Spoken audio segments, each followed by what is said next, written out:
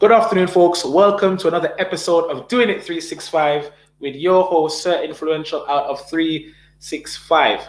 Today, my guest is someone very, very, very, very special.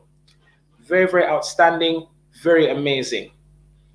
Young, ambitious, dedicated, country orientated woman representing the motherland. I'm pleased to have this guest on the episode today because it's all about International Women's Month, not day, not week, month. And it's only right I highlight the women in the different industries acting as movers and shakers. But before I go ahead any further, just to let you know, the sponsor for today's show is Best of the Best, BOTB. They do the best competition giveaways, whether it's your dream car, a staycation, a holiday abroad, so much to choose from. So click that description in the bio. Click the link in the description box below and make sure you enter the competitions, people. £1.50 and you can win your dream car. I don't need to say any more. I really don't need to say any more than that. Summer's coming, June 21st. You want to be out there in style, looking fly, So be sure to click the link in the description box below right now. Go right now and click it and enter Best of the Best BOTB's competitions to win yourself the dream car. The dream car. But without further ado, my guest today is Christiane Krowned. Christiane, how are you doing today? Hello, hi, I'm well today. Thank you for that intro. I don't think I've ever heard someone describe me like that, like ambitious and all that stuff. I'm like, ooh, yeah, that's me. Lovely. Yes, that is definitely you, and it's a pleasure to have you on the platform today, have you on the show today. Glad you're well and in good spirits. I want to start off by getting into the name Krowned. Where did that come from? Why did you choose that name? How have you become Christiane Krowned, and especially spelled like this? Well, I don't go by Christiane Krowned. My name's Christiane. My business is called Krowned. How do I choose Krowned? So first of all, I feel like I need to give you some history to how Krowned came about. So back in 2016, I did this beauty pageant called Miss Congo, and I was crowned the first princess, and a girl called Lucrece was crowned queen. And we spent a year being pageant queens and princesses together. We did lots of work, like lots of fun stuff, modeling, campaigning as well. Just lots of things where we could really talk about Congo in the UK and really be representatives for our country and speak highly of what's going on in the country, and also I guess give our opinions and see like what we could do in terms of campaigns and work to do better by our country. We had so much fun that year. Afterwards, we were like to each other, we can't just end it here. Like we know, after a year of being a beauty pageant, you pass on your crown to the next person. And so once we had done that, we were just like, let's do something that's a bit more long lasting and it really has a long-term impact on the women that we care about. Because in that year, we met so many people, like really good, like inspirational people, but also a lot of people who we thought like they could do a lot more and that they were inspired by us and what we were doing. So we thought, okay, how about crowns? Because we were crowned, but we also believe that everybody else is crowned. Like all the women in this world are crowned. We're not special because we were pageant queens. We just happened to have that title as well. So Crowned is about just allowing women to recognize that they are crowned, and what we do is by having workshops, events and campaigns to help people build up their confidence. And it's also a bit of a double entendre because I'm also a hairdresser. Well, I used to be, not so much now, but we do believe that our hair is our crown. So because we have that in mind as well, it was like, okay, let's do something where we can help people build their confidence because we believe they are crowned as women, but also because their hair is their crown. And let's talk about how they can feel better about their hair, and then also kind of link that into anything else that they do in their lives when they just walk in a lot more confident. And it's nice to be here in International Women's Month because this is like probably my favorite month after my birthday month, because everything around this month is about building women up. So that's what I care a lot about. So yeah, that's what Crown is about. And the reason we spell it with a K is because we are Congolese by nature, and before colonization, Congo was spelled with a K. So it just brings us back as again to our origin and our roots, because that's really important to how we are where we are right now. Amazing. Amazing. I love that. That's a fact. You said my introduction was amazing. I think your introduction was fabulous. Truly, truly fabulous. And I love when brands and people and entities from the Afro-Caribbean diaspora can really sink themselves into the essence, the passion, the purpose of their culture, who they are, what they want to represent, how they want to uplift and further propel, the Hmm. representation of themselves and their people. So it's beautiful. And Congo has such a rich, rich, amazing history. So it's very nice to see that there was women out there, there's men out there, there's women out there really doing this. And the Miss Congo UK pageant is a great platform to be a part of, and congrats on that as well. Oh, thank you. Very, very well done. And you mentioned your hair is your crown. That's something I always hear my mom say as well. And Mm, it's very, very true for both women and men, but more so women, because your hair really says a lot about you. Like, exactly. It having really does. it speaks for you before you even speak. So Exactly. that is It's that. It's the second thing people notice from you usually. Like looking at research and things like that. The second thing people notice from about you when you walk into a room is your hair. Like after your face and like your skin tone and whatnot, it's your hair. So that's why it is important, because you can use it. You can use it to manipulate. Manipulate is not the right word to use, but you can use it to really like define who you are. By being intentional with what kind of hair you want to wear whenever you want. So in professional setting, you might want a particular hairstyle that portrays as being professional, whereas maybe if you're in a creative world, you might want to wear your hair a certain way that will portray you as a more bubbly, bright person. So it's all about just doing things that will get you to where you want to be. Most certainly, most definitely. So let's speak about your journey a bit more, about the history. Hmm. What got you into being a hairdresser? How is that going? Have you stopped? Have you transitioned to now owning your own salon, or do you sell here on a Mm. large scale? How is Crown going now? So, how did I become a hairdresser? I was about 14, and I was the summer of like I think year 9, year 10 or something, and I signed up for this summer camp where you could just do different activities, and I signed up for one where I could learn how to do hair. So after that summer, I was able to braid hair and do cane rows and things like that, and it was quite basic things that I'd learned. But I also remember being in school and being around that time when I was, it's puberty, you're trying to find yourself, you're trying makeup, you're doing mascara and all of that stuff. And I was also playing with my hair a lot. And I got to a point where my sisters who were doing my hair sometimes were just too busy to do my hair. Mm. And because I had taught myself, I just thought, well, I'm just going to do it myself. So I started to do my own hair. I was doing like weaves and like I wasn't really doing pick and drop myself, but like I would just play around with my hair. And then after a while, my friends were like, "Can you do my hair?" I'm like, "Yeah, why not?" And then my sisters clocked on that I was quite good at what I was doing, so like, "Oh, can you do my hair?" And then after a while, it just became I just got more business and business, like aunties, friends of friends, and whatnot. Then I went to uni, and I thought to myself, "Okay, I'm in uni now, and lots of people are coming in for freshers." So obviously, a lot of people are moving away from their local hairdresser. How about I kind of sell myself as a local hairdresser at uni? So in uni, I was doing lots of hair, which was really good fun. And I think that's also how it came to getting to the point of Crowned, because I was meeting so many women and like just seeing how they felt after getting their hair done. That really touched me. Like you walk in, Yes. someone walks in, and then like I don't know that their hair's looking anyhow, and then you finish their hair, and then just to look, they look at when they look at themselves in the mirror, and they can feel themselves. Yeah, it just makes me feel good. Like yeah, I did that for you. Like I literally, I built you up, and I love that for you. Um, and so I just love what hair does for women, and I don't do hair now as a hairdresser anyway, because it's not really productive in terms of like the fact that I'm a lawyer officially. I'm Yes, yes. officially a lawyer. I'm officially a Love trainee that. lawyer.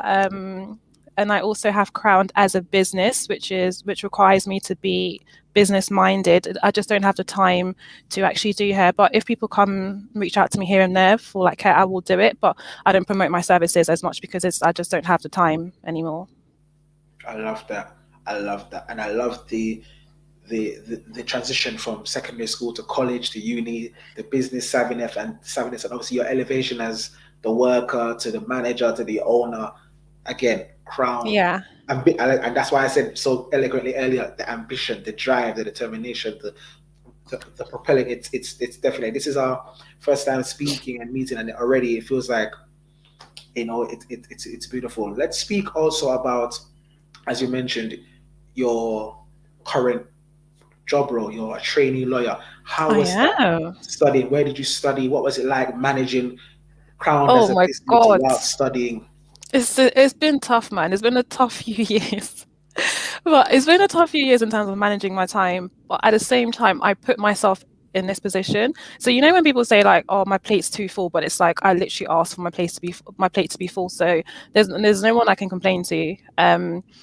Studying has been, I would say, it's been okay. I went to Brunel for my undergrad. I did law with 1 year placement. I then went to do.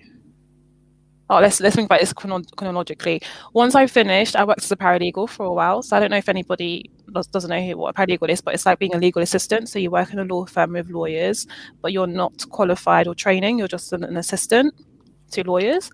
So I did that for a while, and I was applying for ages for a training contract. I couldn't get one, unfortunately. So it came to a moment where I said to myself, I have to make a bet on myself.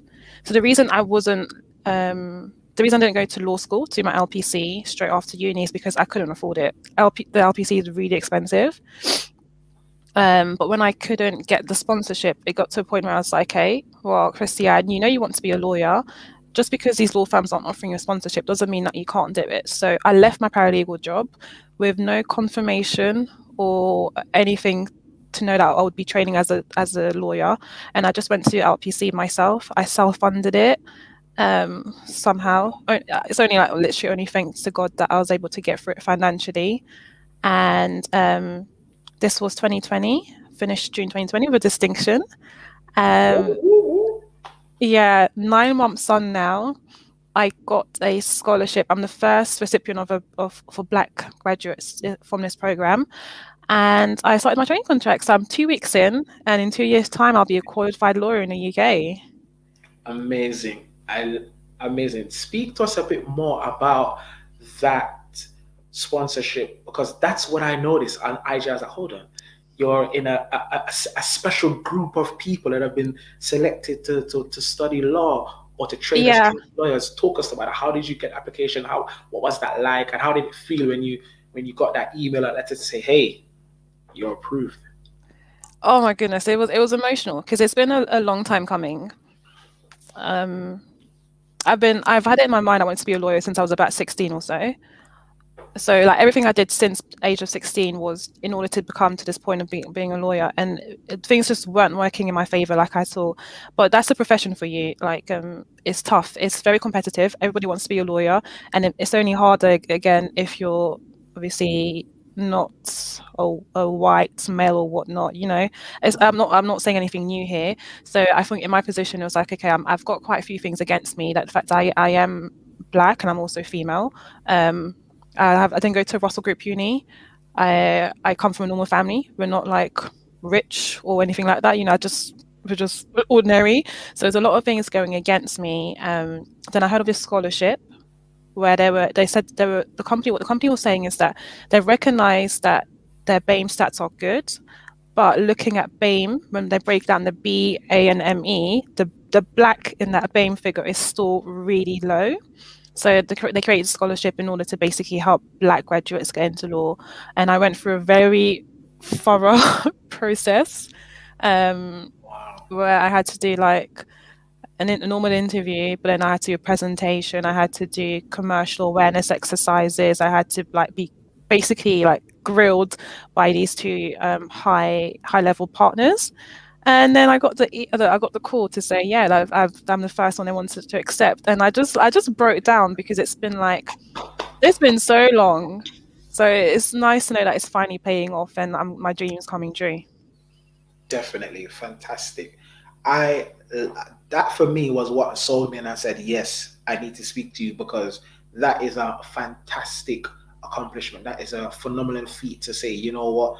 You stuck through it. You pushed through. You found this sponsorship, this sponsorship, and you showed them why they need a crowned woman in the place. It's only right. And again, it's just testament to the level of vigor and resilience and determination that we know so much from the culture and history of Congo.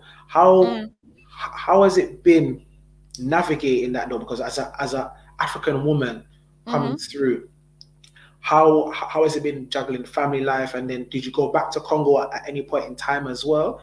Do you still keep close ties with your family in Congo? That's a good one. I haven't been able to go back to Congo, although I really do want to. I was meant to go back when I was doing Miss Congo. Unfortunately, our trip was cancelled, and then it got a bit difficult because of the state of affairs at the time in Congo. Um, so long term with Crown, we especially do want to eventually go back to Congo and do some work there. That's definitely, like I said, like the K in Crown always reminds me because people always bring up like, oh, why is it got with a K? It reminds me to say, oh yeah, because we're Congolese. So, um, you know, the bigger picture is definitely to whatever we do. Oh, hello, you cut out.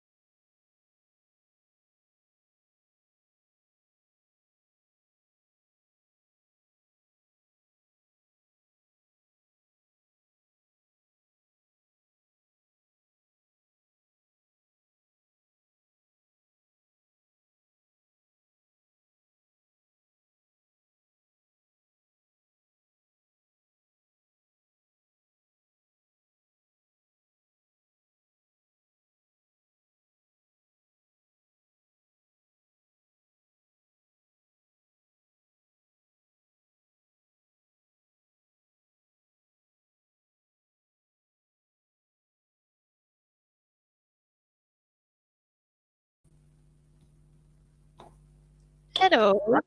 Jeez. Hi again. The internet decided to disappear on us. So yes, continue. You were discussing about finishing the pageant and wanting to go to Congo, but the current affairs at the time were Yeah, so I remember I was saying, yeah, you because you mentioned whether I've been able to go back and I haven't, yes, but that's definitely in the works. Eventually, anything I do will need to be able to, or anything I work towards has to eventually help where I've come from. I think yes. I can't ever forget that. So, even if it's law or even if it's crowns, whatever I do, it has to be eventually for the benefit of my people, benefit and for my I people. love that. I love that. What the UK in London? Because as a Jamaican, Hmm I know Congolese people. I know that you have a big population here, but I don't tend to see you guys out and about like how I know. Okay, I could definitely find a Nigerian restaurant here. I definitely know that this Mm. DJ is Nigerian. What is the Congolese community like? Are you guys very to yourselves, or do you? How do you guys stay, in touch with each other as well as the Do you other know what it parts of the is? Yeah. diaspora? I think the reason I've heard this before about people saying that Congolese people aren't seen as much, and I think it's because Congo was colonized by a French-speaking country. So most of our parents, our grandparents, have naturally migrated to French-speaking countries, so France or Belgium, whereas Jamaica, Nigeria are Commonwealth countries. So that's why you see a lot of the population here, because you've migrated to your colonizers. Yeah. So the Congolese community Okay. in the UK is smaller because most of us have migrated to France or Belgium. So if you were to go to France or Belgium, you would notice Congolese people there are like probably the biggest African diaspora in those countries. But looking at Congolese people in the UK, I would say like you can probably find a lot in North London. That's definitely like the place to be. And there's 2 restaurants that I know of in North London that sell Congolese food. So I would definitely try it out if I was you. Oh, thank you. Because I was just about to say you should. You know, I love my food, so please make sure you just comment in the comment section and let me know where that restaurant is. I will go. I do love doing mukbangs, so you've already given me my next restaurant Ooh, to do the mukbang, and I think we should do yeah. it together. I think you I'll should be come on down for board. that. Yeah, I definitely. have another.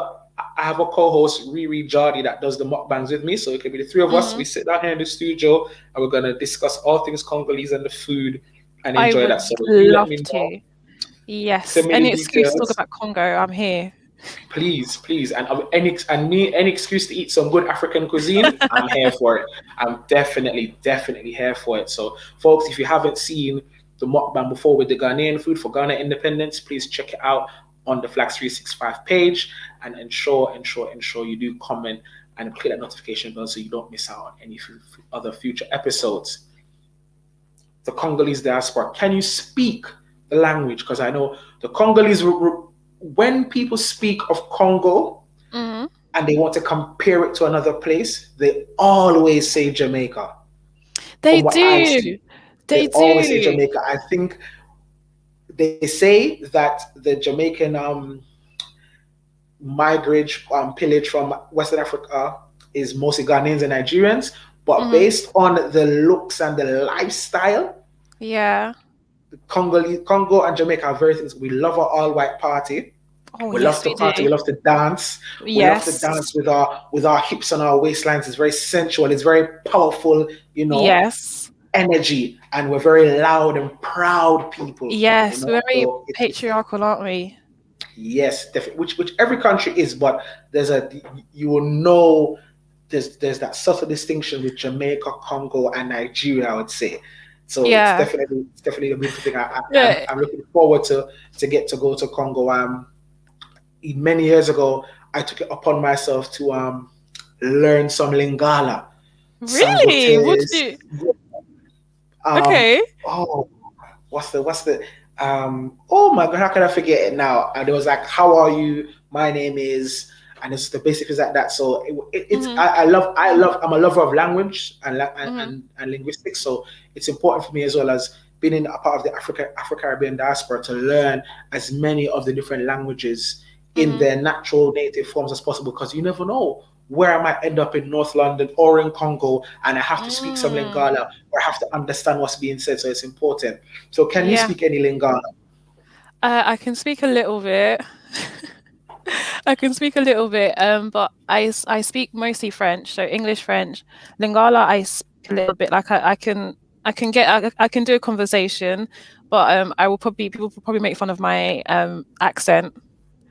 But like I can Mm. understand it fully. Like my parents speak it to me complete, and I completely understand what they're saying. Um, but I think firstly the point you made about Jamaicans and Congolese, I think it's so right. One of my best friends is Jamaican, and like she gets along so well with my family. Um, it's just, I love it. I think we're both just very proud people, and we just like being in like your face, but in a good way, I find.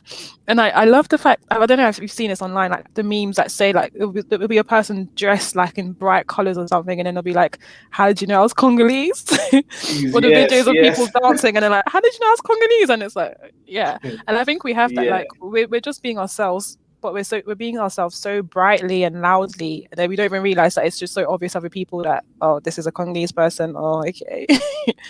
I And love I've it. noticed I on love it. Clubhouse we're really taking over. I haven't noticed that as yet, but that wouldn't Mm, surprise me.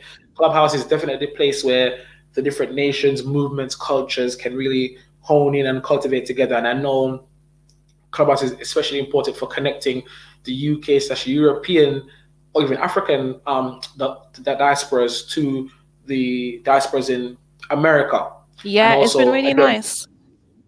another beautiful thing about the Caribbean is that as much as we have the English speaking Caribbean, we also have the French speaking Caribbean. So a lot of the people that are into the soca from the French Mm-hmm. islands, they're from Congo. They're from, and obviously they can tell you, oh yeah, Mm. my family is from Congo, or and they live in Paris or Belgium. And I know one doctor in Paris. Her family is part Congolese, and she's always in Martinique. Whenever chance she get Mm. Paris to Martinique, easy fly. So Mm-hmm. I feel that will be also another way for me to enjoy and experience the culture, because when you can get to experience the Africans in France, and then you experience them in Africa, and then you experience them in the Caribbean, there's that subtle difference, but then just that Yeah. the the similarity, which is beautiful. So I'm looking forward to finally get to go to Martinique at some point, and most definitely Congo, because I used to when I was growing up, I was one of the very few Jamaicans that I know to really latch onto Afro beats and to all the Afro Good. sounds from, and I was doing it from 2007. So when it was just hot, I remember going to college, and one of my good friends was like, "Yo, check out this tune," and we're listening to Olu Maintain and P Square and Mm. all this and that, and I'm singing the Afrobeat song, saying "Back in Europe," and he's like, "Yo, I'll get you Jamaican, and you're singing the songs like this." And also then there was that, like you said, the proud Congolese. So when it comes to the dance competitions in college, yeah, We're there, front and so center. front and center. So this is this is when, just before Big Clash really started to bubble and get big. So I remember Yes, I remember that time. Big Clash, like there's it became a thing to do. Like Congolese songs would be mixed into that "Dance Like Me" part. yes, and then I remember there was a particular, even just before that, there was a particular song, De Kalegwala, Zoo Zoo, De Yeah, yeah. Kalegwala, And then Afrobeat that did his tune. song as well. Yeah, tectonic, yes, and then again Mm. you see how there's the Cote d'Ivoire people, people from Ivory Coast and the Congolese, they're very similar as well. But obviously Congo Mm. there's a something about when you say Congo, there's Mm. something in there's this infinite. I love that. So definitely Yeah, that's a beautiful combination of the cultures. music's a Let's big speak part. now. Yes, most definitely. Let's speak now on your how you've managed in the last 18 months. How have you Mm. stayed afloat? How have you stayed positive? How have you maintained your mental? Because to go from juggling the crown business and trying to find your place as a trainee lawyer, because paralegal is good, paralegal is Mm. fine, Yeah, but it's only a stepping stone. It's only yeah, a yeah, stepping yeah. stone. Hmm. So how have the last 18 months been for you? Do you know what? That's a good question because I'm gonna say um the first lockdown for me, the first lockdown was needed because I think I needed to actually pause. Um, so I was in law school last year. I was in law school and also running Krowned and just in a bunch of different projects. Um, and I was working part time as well, and I was really struggling. Like it was the thing where I would be working and like getting ready for my LPC lesson on the way to uni or something, and then like you have a break in uni where you're supposed to just chill and eat, but those breaks was my time to prepare for my next lesson. So I was always like behind the clock. So that first lockdown was really useful for me because I needed to just take some time out and like just be able to manage my time better. So I'm really happy for that time because I think I appreciated it as well. And I feel like I did a lot of like inner self work in a way because I Mhm. think it came to a point where it's like, okay, you're actually stuck at home. I can't really say I'm a business owner and I'm yes I'm a student, I'm a aspiring lawyer, but those things have kind of like stopped. So it got to a point where I had to think to myself, who am I? Like if I strip back all of these things, these titles for myself, who really am I? So it was nice to just do a lot of reflecting. I would say that first lockdown I reflected a lot about who I thought I was and like I love yeah, who that. I thought I was. I was journaling a lot that first lockdown. um and then it was okay, like do you know what I mean, like there was nothing I can do about things. I had to just keep going. But I would say the second lockdown was tougher because I had then finished law school. I still didn't have a job. I was going through interviews and still getting rejections, and it was like a really low moment because I was like, oh my God, what's the plan? Mm. What's the plan? And I couldn't run events that I had planned with my co-founder for Krowned because obviously events weren't allowed. And we were doing a couple of things here and there online, but we really didn't want to do like a face-to-face event. So that also had to take a back seat. And so it was just like, okay, like what happens now that everything's been taken from me because I'm stuck at home?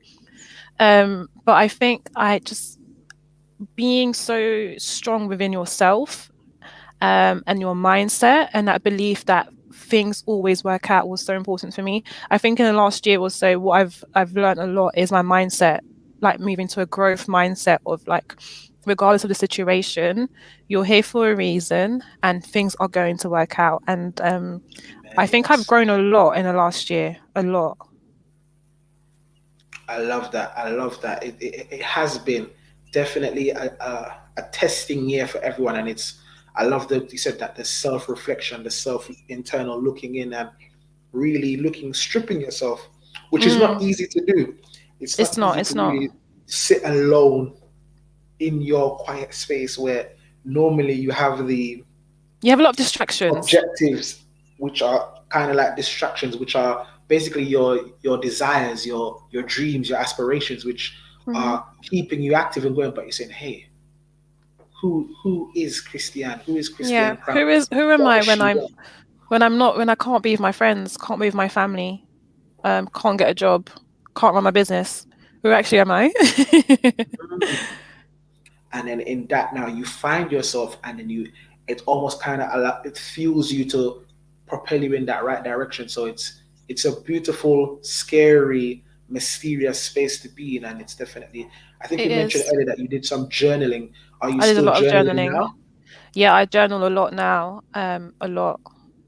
I have this thing where I think with going into law, it's been such a tough journey that sometimes I felt like a failure a lot of the time. So I think it became like part of my identity, like, oh my God, this is never gonna work. And I was quite dramatic about it in my mind and whatnot.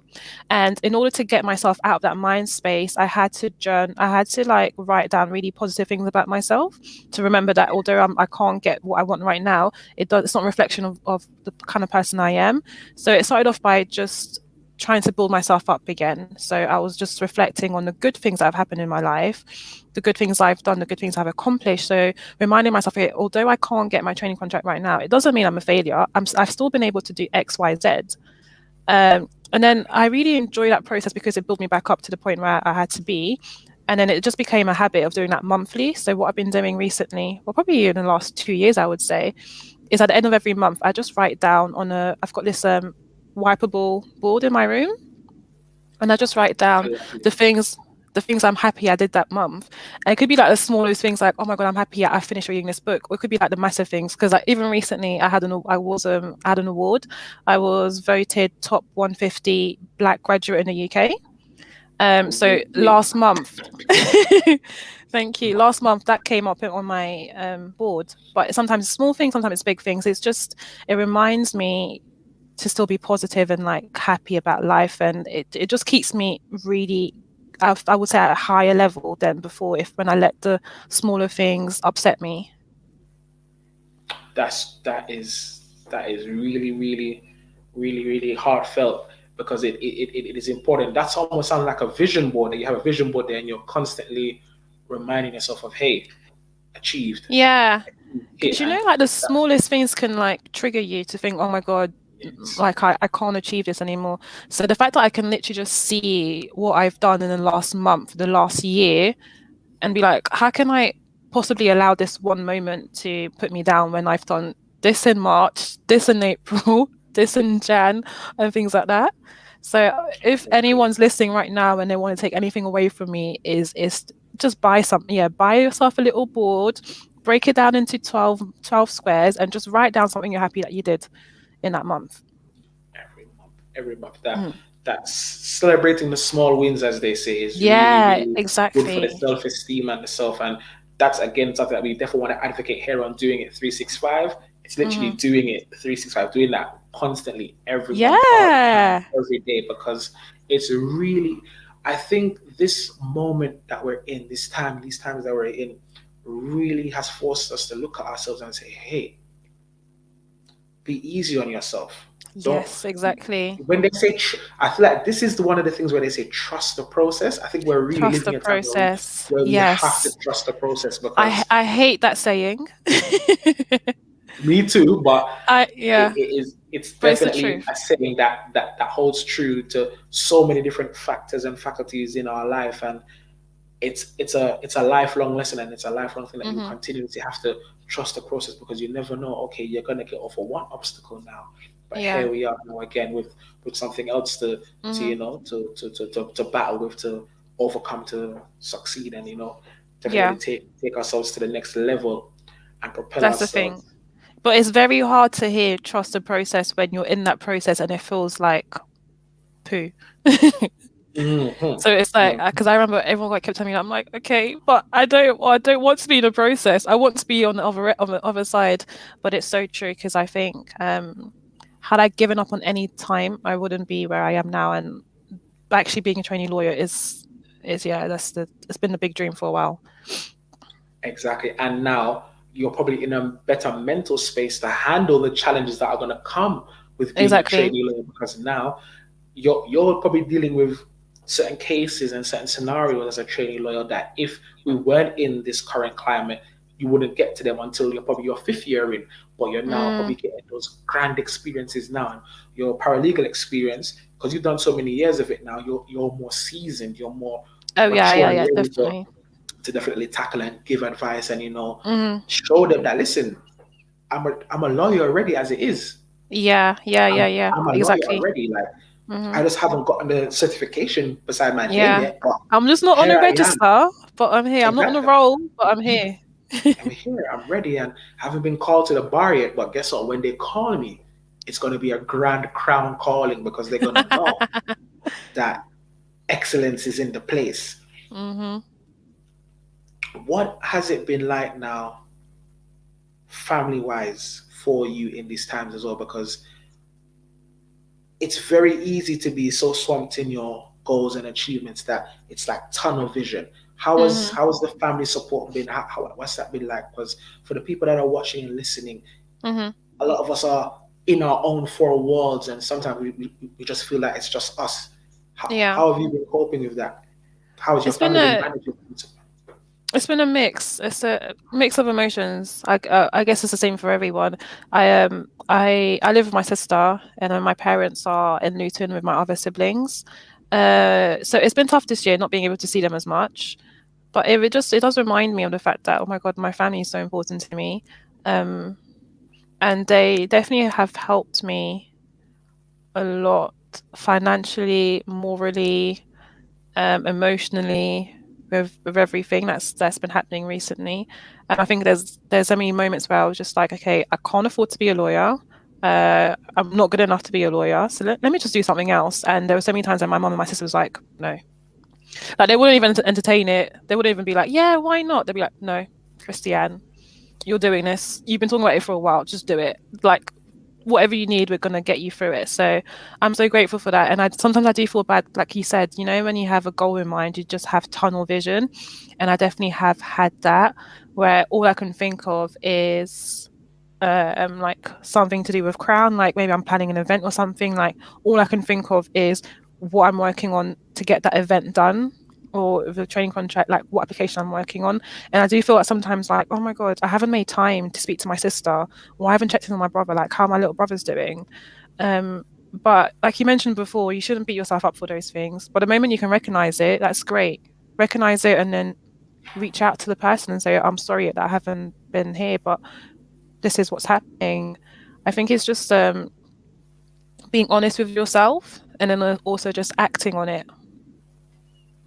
Definitely, most definitely, it's definitely important to honest act on it. Again, the self reflection is key, and it's like I keep saying before, it's a beautiful space to be in because how much more raw and real and stripped back can you get, and then you just put yourself together again in a Hmm. holistic way, and it's beautiful to have family around in this time as well because I'm thinking about the people who work in retail or work in whichever field they work in, but they live on their own, or they live with a flatmate that they're not that close with, and there's so many different challenges that we're facing, that if each episode that we do, we can highlight some tips and some skills and tricks that help people to have that better mental capacity, because it is, even for people that haven't had any change in their finances or their work, they're still busy, they're still getting their pay, they're still hitting their goals.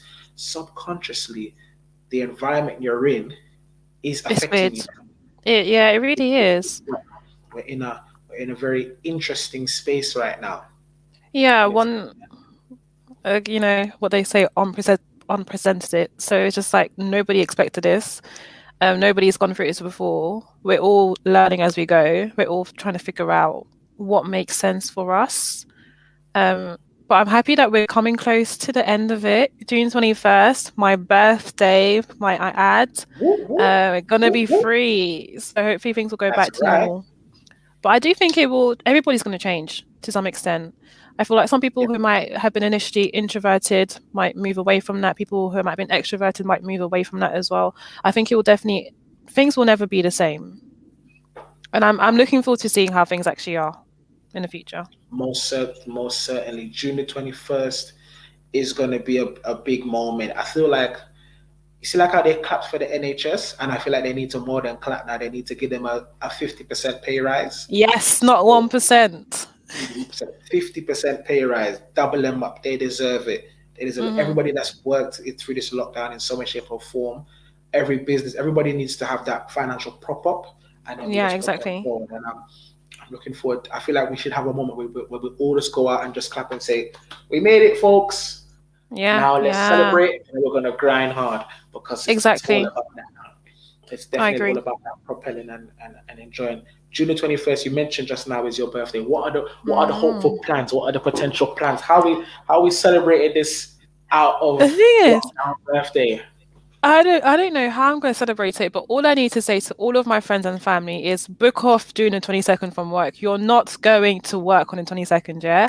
I don't know exactly what we're going to do, but it's going to be a crazy birthday, and I feel like nobody can say to me, "Oh, I'm not available." You are. We loaded. Yeah. I don't know what we're going to do, but I know there's going to be loads of things to do, so I'm not even worried. I'm just going to start preparing myself. Like, how am I going to have my hair? What outfit am I going to wear? Hair, obviously, that's the most important thing. Definitely. What plans do you have for that whole time period now? Are you going to be traveling? Are you going to be throwing some events for Krowned? What are some of the other plans you have for that last 6 months of the year? Last 6 months? That's a good question, actually. Really good question. Hopefully, once things are better, yes, definitely more events for Krowned. Definitely. Bring that back up. Also, I'm in my training contract, so just kind of like working on that, making sure I'm developing as I should be. So when I finish the 2 years, I'm actually a good qualified lawyer, like high quality lawyer. But socially as well, I just want to get back into being around my family and my friends. I don't really have. That's a good question. I haven't really thought about that far, because it's weird to plan ahead. Because I used to plan ahead a lot back in the day, but this last year has just showed me that you can't plan ahead that much. So I have a few ideas of the stuff I want to do, but I'm going to take my time and wait for the time to come. I love that. Are you going to be going? Where's you mentioned the Congolese food and the restaurants. Where are you going to be eating on June the 21st? Or are you going to be ordering in, or are you going to be cooking? Because that's your birthday. I'm not ordering in. I'm not staying in. You're going out. So where are we going? Where are you going? Where will we go? Coffee Lockdown is playing. Do you drive? I drive. I don't have a car. That's fine. That will be a goal for the end of the year. Get myself my next car. Right. So you're in the transportation vehicle, whether it's your own or it's private, as in a Uber or Bolt. Coffee Lockdown is playing. Where is the car dropping you off? What's the first thing you're doing? It's your birthday weekend. What is the first thing you're doing? I feel like is it a bar? Is it a spa? No, I feel like for old time's sake, I've got to go Shoreditch, don't I? Shoreditch is a place to be. For old time's sake, you got to go there. Got to start the day off there. But honestly, I have no idea June 21st where I'm going to be, but I just know it's going to be a great birthday. And I better watch this video back and be like, oh yeah, I was right. Because imagine if like nothing happens. Comment. Yeah, you have to come back and comment and let us know exactly where you went, and if you can tag the business or put the address, definitely. Because you know Boris could just change his mind. Boris could just change his mind, and then June 21st, I'm still stuck at home. Boris is very whatever the word is. Flippy floppy.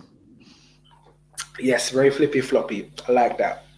Because he did it in December. So that's even for me, that's why I'm like, we load, but I can't put the ing because I'm just like, Boris might just take it away. So we load. We're just We're Dot. Putting things in the van. Exactly. Things in the van, but the van, okay. I'm not shutting the van doors. You need to stay on standby. Just stay on standby. That's what you need to be doing. Speaking of what the plans are, because this is exciting now, because before we get back into you're making me think of freedom. We have to get that mental space ready. Any holidays are you? Because when you look on social media, everybody's got their eyes on one particular holiday. Afro Nation. So, or if it's the Afro Nation, it's Cancun, it's Soca Weekender. Yeah. Are you an Afro Nation hopeful person? Are you hoping Afro Nation gets the thumbs up? Have you got 2 swimsuits ready from last year that you need to get to wear? What's going on? Have you got the hair ready? Like, you know, the wig ready? I have the hair ready. I have the hairstyle ready because last year my friends and I were meant to go Ibiza. So last year my friends and I all turned 25. So we had planned that the summer we'll go Ibiza and celebrate our 25th together. Obviously that didn't happen.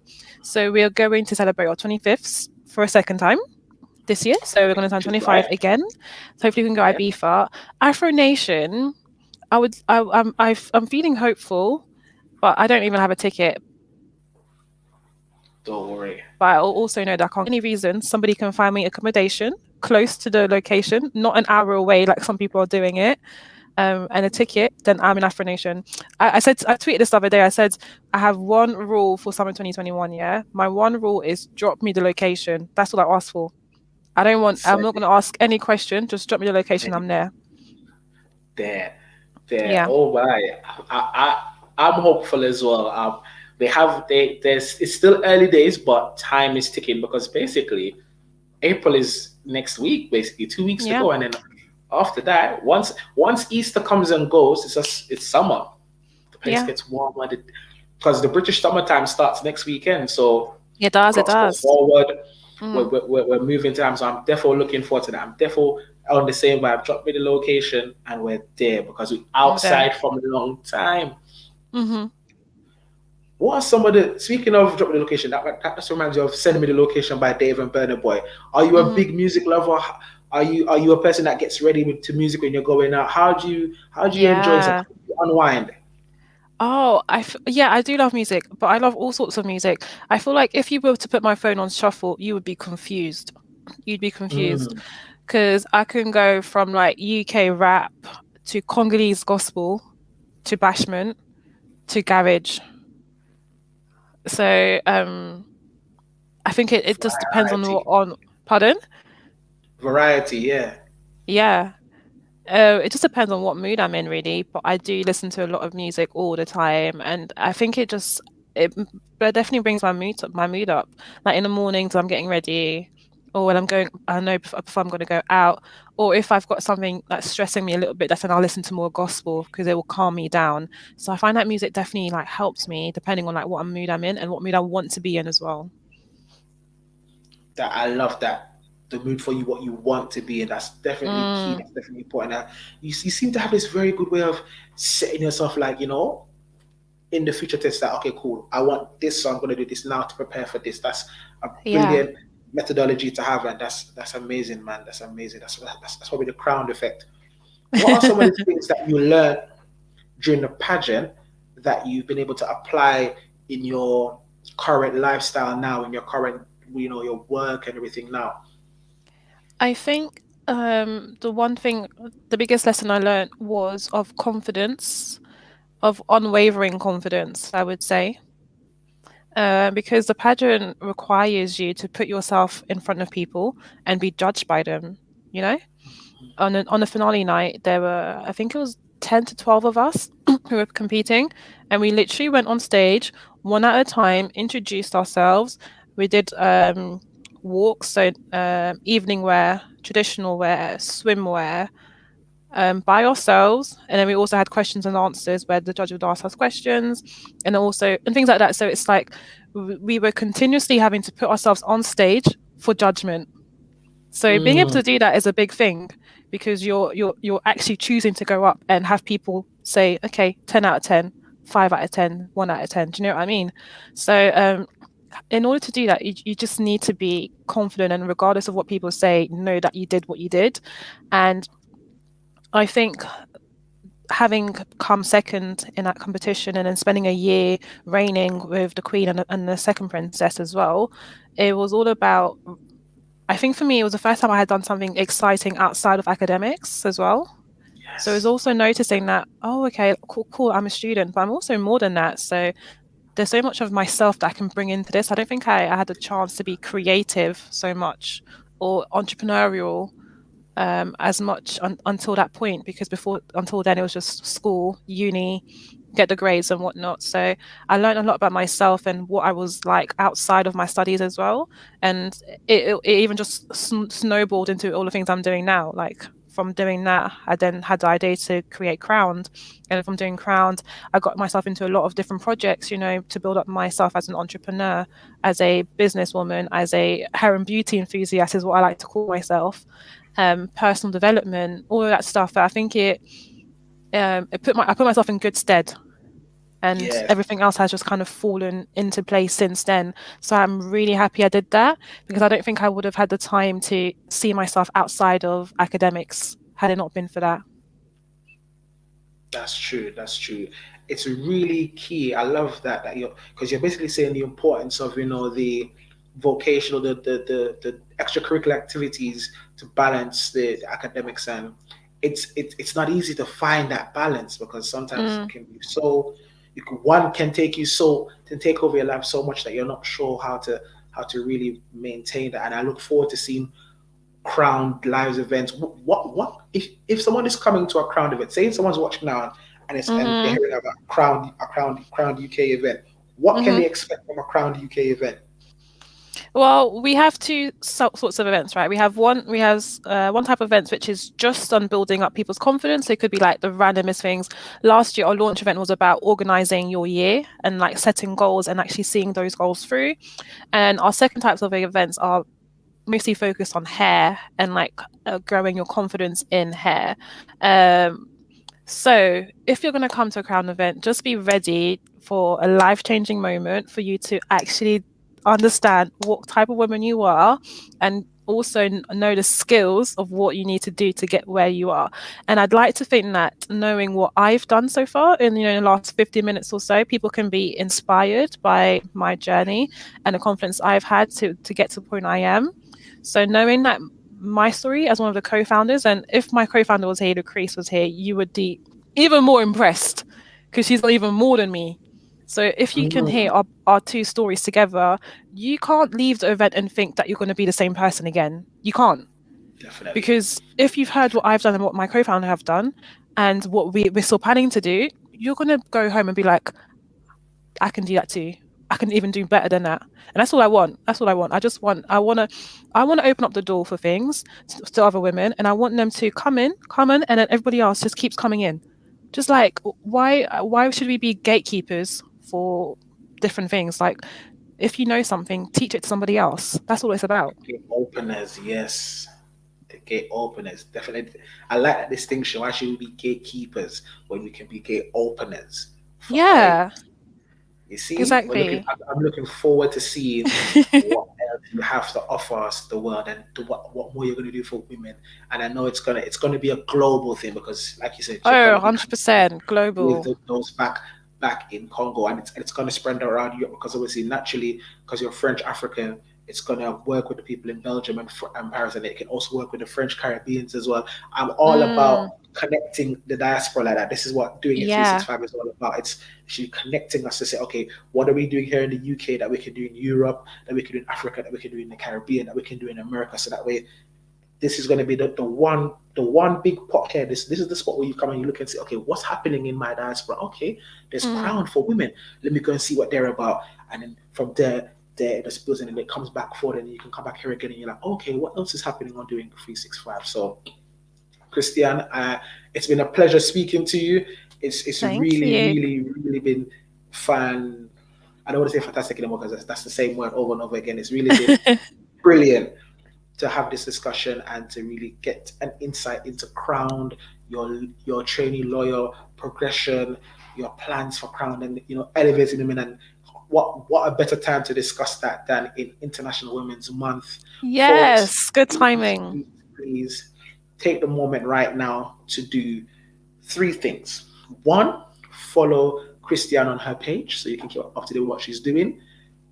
Link is in the description box below. Two, follow Krowned's Instagram page so you can see all the event details of what they're doing now, what they're planning to do next throughout this time, because as we ease out of lockdown, they're going to be, preparing the live events for you as well. But still make sure you check into the IG, check into the Zooms, check on the website.